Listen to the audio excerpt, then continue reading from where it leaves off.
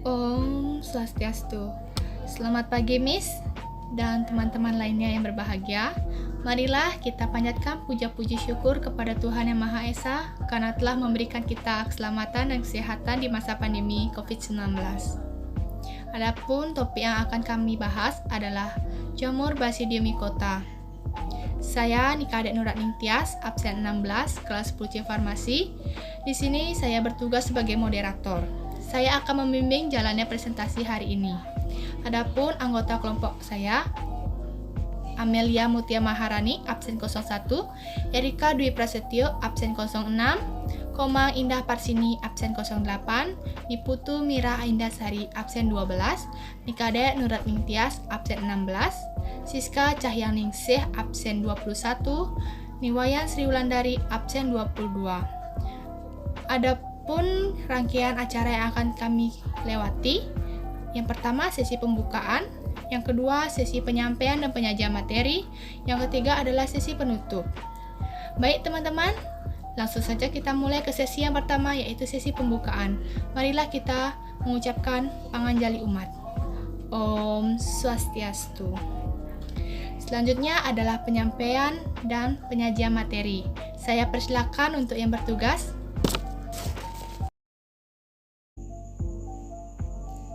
Om Swastiastu. Perkenalkan, nama saya Niputu Mira Ayundasari, absen 12 dari kelas 10C Farmasi. Di sini saya akan menjelaskan mengenai pengertian dan ciri-ciri Basidiomycota. Pengertian Basidiomycota. Basidiomycota merupakan salah satu anggota kingdom fungi yang menghasilkan spora berbentuk kotak. Spora dari Basidiomycota biasa disebut basidium. Anggotanya bervariasi, ada yang uniseluler serta ada yang multiseluler. Mereka bisa bereproduksi secara seksual dan aseksual. Habitatnya pun dapat ditemui di perairan maupun daratan. Biasanya, organisme ini hidup sebagai aproba atau pengurai. Namun, ada juga yang hidup di tanah, tempat sampah, dan batang kayu. Ada sekitar 25.000 spesies Basidiomycota yang sudah teridentifikasi. Lanjut ke ciri-ciri Basidiomycota.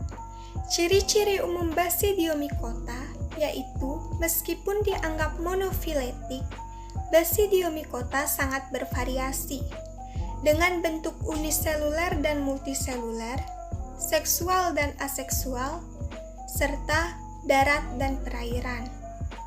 Produksi basidia adalah fitur yang paling sering diperhatikan. Basidium adalah sel di mana fusi inti dan meiosis terjadi sebelum mengembangkan basidiospora, biasanya haploid. Namun, basidia terbatas pada Basidiomycota seksual. Fitur lain yang menjadi karakteristik adalah dikarion berumur panjang, di mana semua sel dalam talus mengandung 2 inti haploid sebagai akibat dari peristiwa kawin. Basidiomycota juga memiliki ciri-ciri yang lain, yaitu pertama, hifalnya bersekat, mengandung inti haploid. Basidiomycota juga memiliki ciri-ciri yang lain, yaitu pertama, hifalnya bersekat atau mengandung inti haploid. Kedua, mempunyai tubuh buah yang bentuknya seperti payung yang terdiri dari bagian batang dan tudung. Pada bagian bawah tudung tampak adanya lembaran-lembaran atau bilah yang merupakan tempat terbentuknya basidium. Tubuh buah disebut basidiokarp. 3. Perkembangbiakan secara aseksual atau vegetatif. Biasanya dilakukan dengan konidium, pertunasan, dan fragmentasi miselium secara seksual dengan basidiospora yang dibentuk oleh basidium. Keempat, Basidiospora memiliki 3 macam miselium, yaitu 1. Miselium primer. Miselium primer yaitu miselium yang sel-selnya berinti satu, hasil pertumbuhan Basidiospora. 2. Miselium sekunder. Miselium sekunder yaitu miselium yang sel-selnya berinti dua. Yang ketiga, miselium tersier, yaitu miselium yang terdiri atas miselium sekunder yang terhimpun membentuk jaringan yang teratur pada pembentukan basidiokarp dan basidiofor yang menghasilkan basidiospora. Dan penjelasan mengenai pengertian dan ciri-ciri dari Basidiomycota. Terima kasih. Om Swastiastu. Perkenalkan, nama saya Komangda Persini dari kelas 10C Farmasi nomor absen 8. Saya dari kelompok Basidiomycota.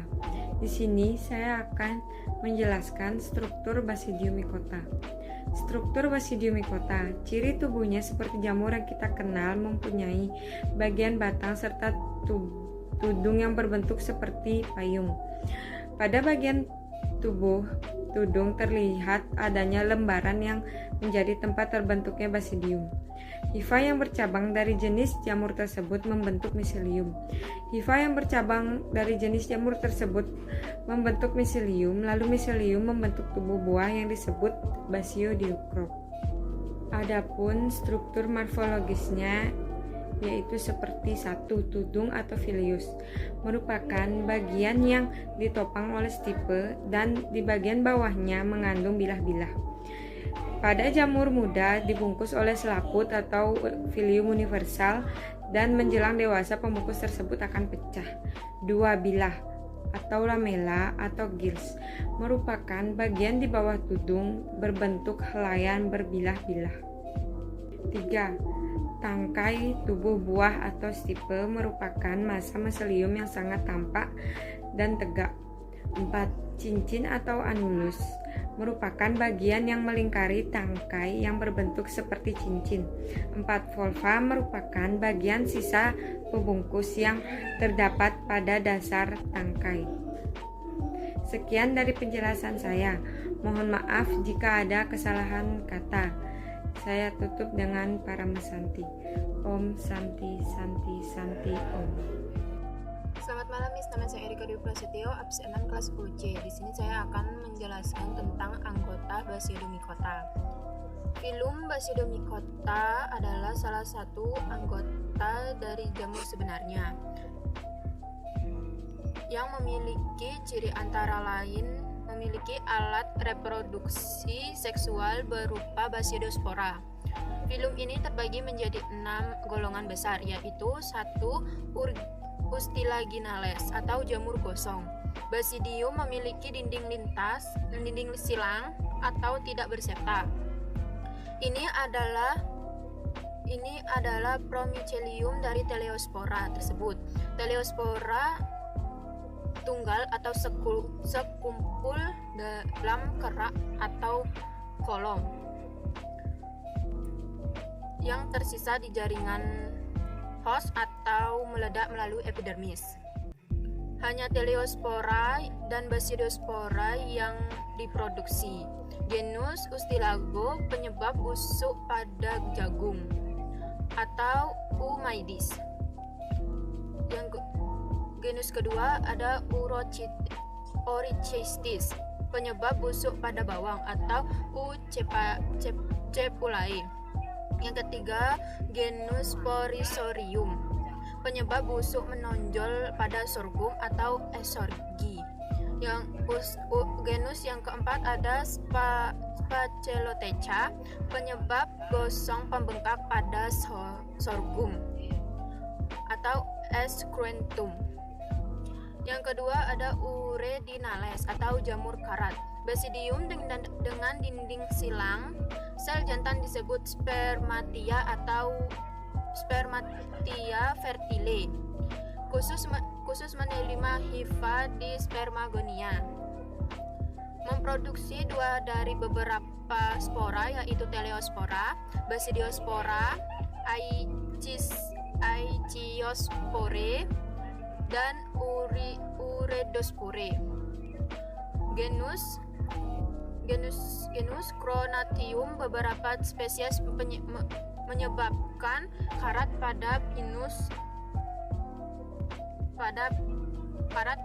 pinus.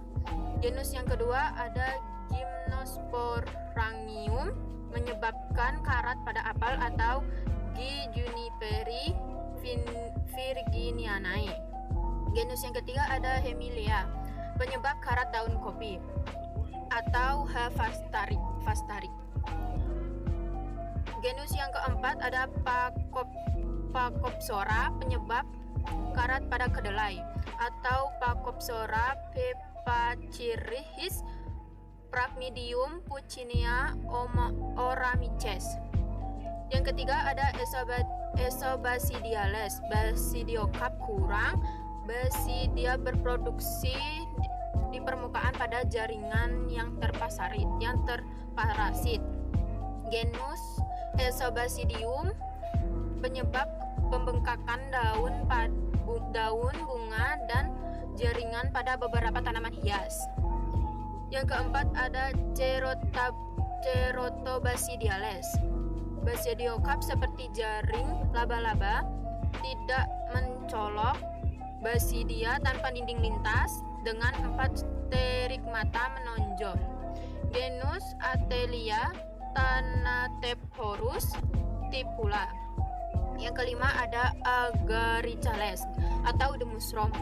Basidium tanpa dinding lintas, diproduksi pada kebanyakan adalah jamur mycorrhiza. Yang keenam ada Apilaporales, basidia tanpa dinding lintas, diproduksi pada hifa Hymeneium forming dan melapisi permukaan pori-pori kecil atau tabung. Sekian dari saya, terima kasih.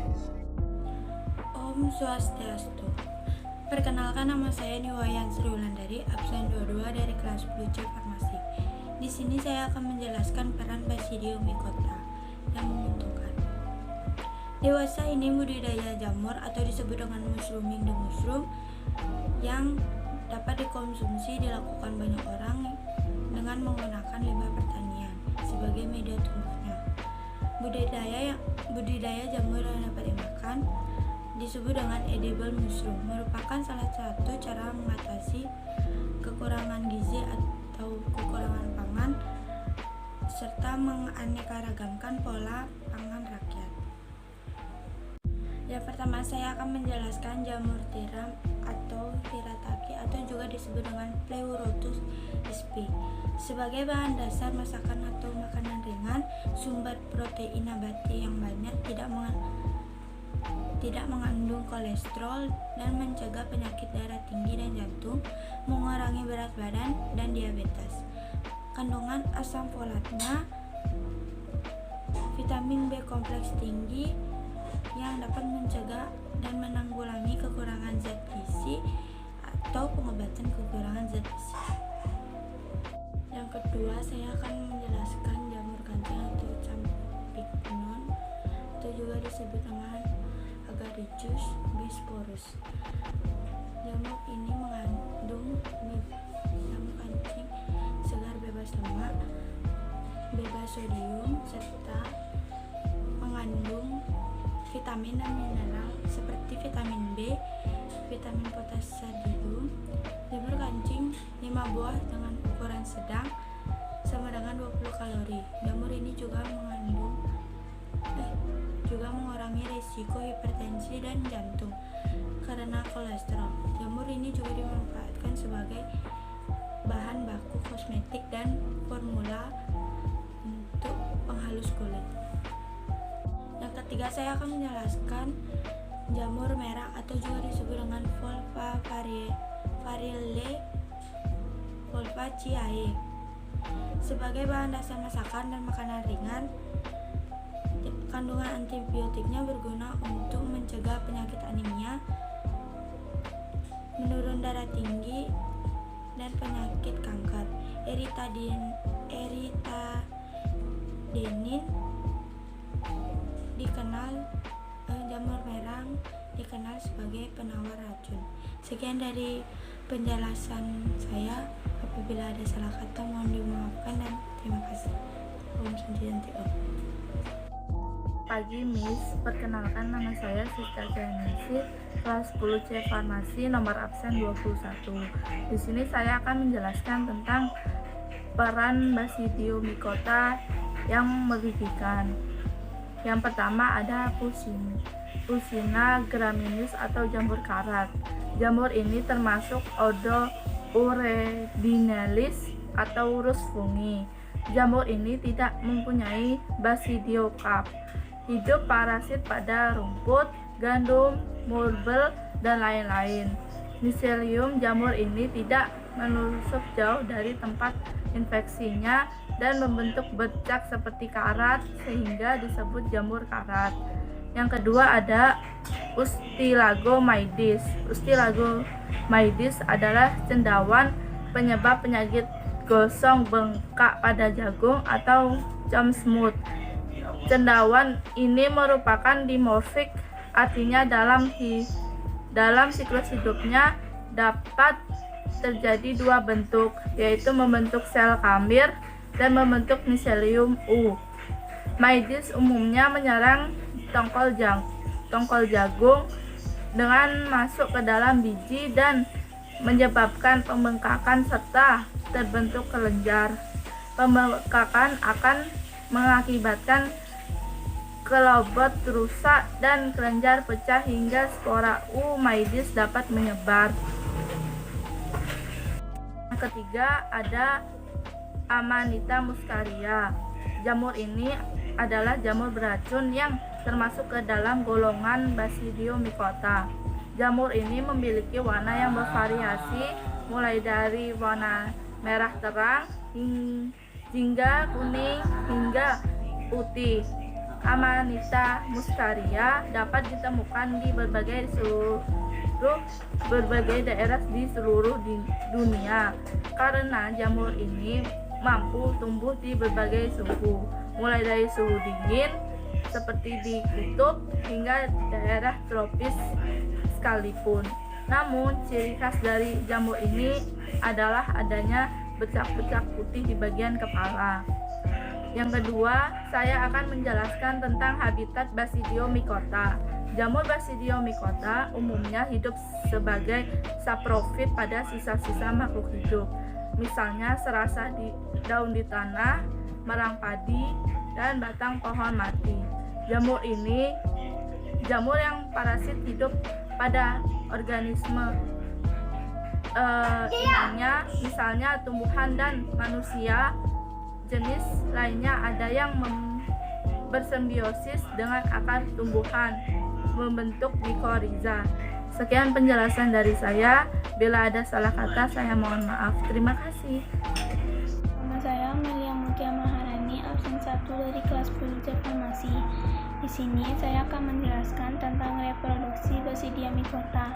Yang pertama, reproduksi yang seksual atau vegetatif Basidiomycota. Reproduksi secara aseksual jadi diawali bentuknya conidiospora. Conidia merupakan spora yang dihasilkan dengan jalan membentuk sekat melintang pada ujung hifa atau dengan diferensiasi sampai terbentuk banyak conidia. Hifa haploid yang telah dewasa akan menghasilkan nodiofor atau tangkai conidia. Pada ujung conidiofor lalu terbentuk spora. Kemudian spora itu akan diterbangkan oleh angin. Jika kondisi lingkungan menguntungkan, pasti conidia akan berkecambah menjadi hifa yang haploid. Yang kedua, reproduksi seksual atau generatif Basidiomycota. Yang pertama, reproduksi seksual terjadi dengan pertemuan antara hifa positif serta hifa negatif. Pertemuan tersebut akan membuat terjadinya proses plasmogami atau larutnya dinding sel. Lalu, inti dari salah satu hifa akan pindah masuk ke hifa yang lainnya. Proses tersebut membuat terbentuknya hifa dengan dua inti haploid berpasangan biasa disebut dikariotik. Hifa diploid dikariotik lalu akan tumbuh menjadi miselium haploid dan dikariotik. Miselium ini pun tumbuh membentuk tubuh buah yang biasa disebut basidiokarp. Pada ujung-ujung hifa basidiokarp terjadi penyatuan dua inti haploid dalam basidium menjadi hiploid. Proses penyatuan ini biasa disebut kariogami. Basidium membentuk 4 tonjolan yang biasanya disebut sterigma. Pada ujungnya, inti dioklot dalam basidium lalu membelah secara meiosis menjadi 4 inti haploid. Lalu inti tersebut akan masuk ke salah satu tonjolan sterigma serta berkembang menjadi basidiospora. Bila basidiospora terlepas dari basidium serta jatuh pada tempat yang sesuai, pasti mereka akan tumbuh menjadi hifa yang baru yang haploid. Sekian dari saya, terima kasih. Om Swastiastu. Perkenalkan, nama saya Nika Dek Nuratning Tias, absen 16 kelas 10C Farmasi. Di sini saya akan menyampaikan kesimpulan dari presentasi kami hari ini. Kesimpulannya adalah semua jamur ada yang menguntungkan dan ada juga yang merugikan. Ada beberapa jenis jamur yang bisa dikonsumsi atau yang menguntungkan, contohnya seperti jamur merang, jamur tiram, dan jamur kancing. Ada juga yang tidak bisa dikonsumsi seperti Pucina graminis atau jamur karat, Ustilagomedis, dan Amanita muscaria. Demikian tadi presentasi kami. Saya sebagai moderator mohon maaf bila ada kekurangan.